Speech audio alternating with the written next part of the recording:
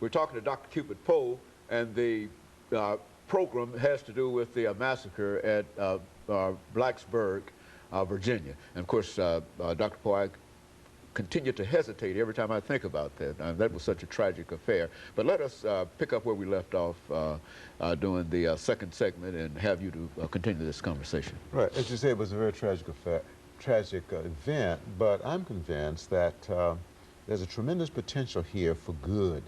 One, as I said, if we re-examine our mental health resources in terms of accessibility, if we expand them and make them more available, if we begin to look more closely at low self-esteem and how it contributes to violence, I think another benefit that could come out of this tragedy is that if we take a look at how affluent persons, how those persons can damage, how their affluence can be responded in such a way as to cause damage to their self-esteem, as well as damage to the self-esteem of people who don't have as much. Now, what I mean by that is this.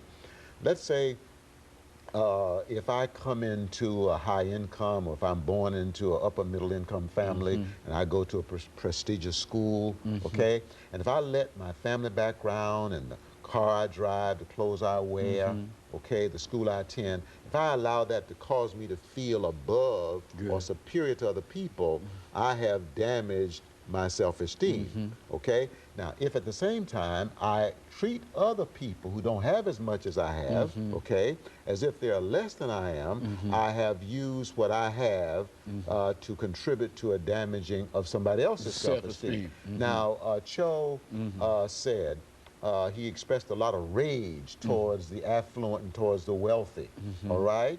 Now, I wonder if there was any basis in his rage toward the wealthy.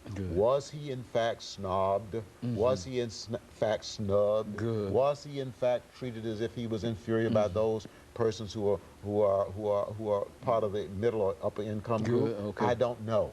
I don't know. But I really think that universities that have a lot of middle income, upper middle income students ought to examine the effect of the behavior and the attitudes of their students on themselves relative to their possessions, their economic background, and how they treat others in that institution who are third world or who are members of a minority, all right? Because it'd be very easy then for persons who are affluent to contribute to low self-esteem in persons who are not. And so that's one of the things that we might be able to bring out of all of this. Yes, because you know how it is, Dr. Haynes, you know, we get 2 cents, of former pastor say, above car fare. Sometimes we let it go to our head. All right? So if my possessions causes me to feel, if I respond to my possessions, my blessings, as if I am better than other people. And so was that characteristic because you're better that gave you those possessions? Is that what we're saying? Yes, absolutely. Then I have damaged my self-esteem, I've caused myself to feel superior, and very likely I'm going to relate to other people in such a way as to contribute to anxiety on their part.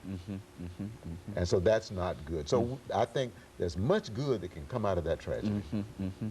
And so you think that, and now, why in the world would he think in terms of leaving some kind of documentation in reference to? Explain that. I mean, it seems that this video that he sent to the media was in reality a documentation of what? I mean, what was all of that? What was that all about? Well, I mean, look how invisible he had been before. Okay. Didn't talk even to his roommates, no friends, isolated himself from everybody. You might say he was invisible. I'm reminded of Ralph Ellison's book, The Invisible Man. Okay, very good. So I think that he was determined to become visible. Okay. To make an impact, even though it was a negative impact. And so I think that oftentimes people who have very, very low self-esteem feel invisible, small, rejected, inconsequential. Okay, and so they become determined then to make a very dramatic impact. And so very often they come up with fantasies of being superior, grandiosity, okay? Or they will do something that will invite attention to themselves, and they're prone to do almost anything, even commit a violent act to bring attention to themselves, to prove that they are superior or above other people.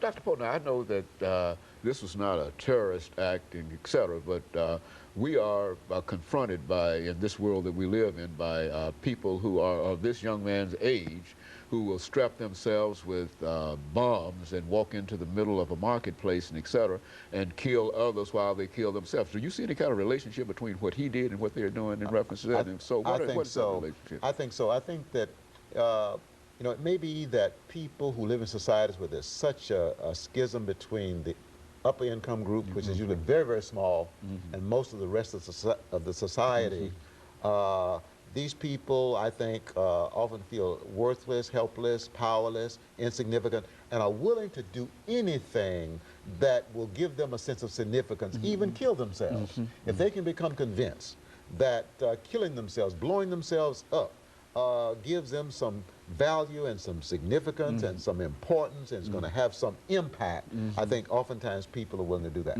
I think we need to do what we can to keep to lessen the divide between the wealthy and the poor. Good. Okay? Because when people are disenfranchised, when they feel that they can't move up, they begin to feel powerless, hopeless, helpless, okay? And they're much more prone to become violent. And so there's a correlation between what individuals will do in a violent nature and really their social status in a real sense, and how they feel about themselves. Yes. And also, let me just say that a lack of spiritual nurture and guidance. I did some research at the Metro Jail. We found out that most of the inmates, we evaluated 25 inmates, 15 Caucasian, 9 Afro-Americans, 1 Hispanic, who had committed robbery, rape, murder, incest, or aggravated assault. And we found out that about 92%, okay, had very low self-esteem and grew up in family situations in which there was a visible lack of spiritual nurture and guidance. And so that's a very important piece, that we expose our children to spiritual guidance and nurture in the home, okay, and as often as we can, because this will help to improve their self-esteem and help to orient them away from violence and away from getting even or revenge. In other words, this is a call to parents to get those children back into church, not only because it's necessary as a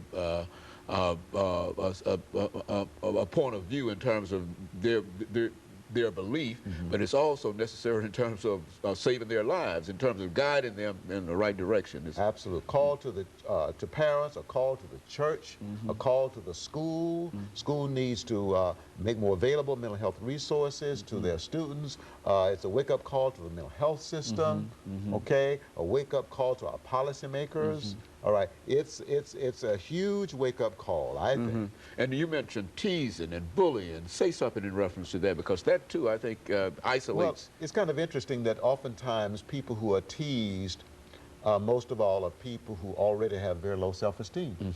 And what does teasing do? It just further lowers a person's self-esteem. And what does that do? It causes them to withdraw more from other people, and that isolation increases the likelihood that that person is going to be violent eventually towards other people and or towards themselves. So we need to really educate people about the danger of hard teasing, the danger of putting people down, the danger of treating people as if they are inferior, the danger of making anybody feel that they are less important than you are, less worthwhile than you are. That's very, very dangerous.